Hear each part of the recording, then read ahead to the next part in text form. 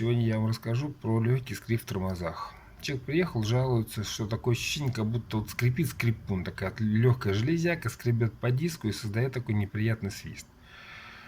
Он привез новые колодки и попросил их заменить. Мы разобрали, суппорт посмотрели, колодки еще в принципе вполне достаточно, можно поездить, но сказал, скрип задолбал, езжу как лошара. Говорит, меняйте, не хочу позориться. Мы поменяли колодки, посмотрели. Ну, в общем, проблема от замены колодок проблема не ушла. Но дело оказалось в чем?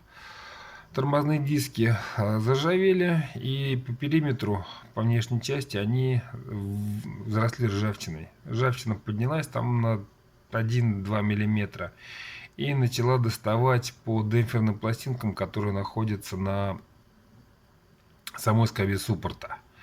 Она их цепляла, и вот создавая вот это вот такой неприятный, такой легкий скрежет.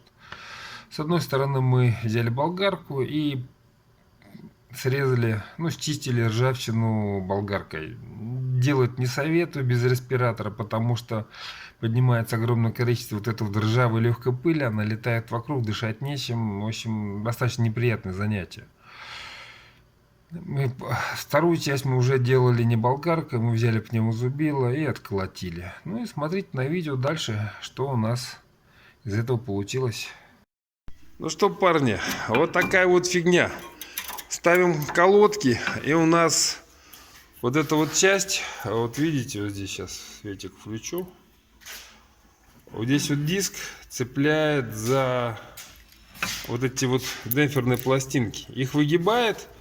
Мы пробовали чистить, бесполезняк. А проблема заключается, диск ржавеет, и вот эта вот часть, ржавчина, начинает нарастать. Ее нужно убирать. Вот здесь вот мы болгарочку ужесточили, и все, и перестало. А с другой стороны мы сделаем пневмозубилом.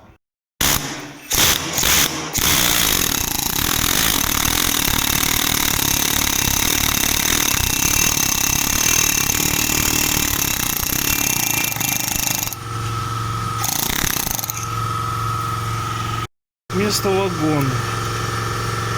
Там, наверное, миллиметра 2 или 3 наросло. И теперь у нас зазорчик стал вот таким вот большим.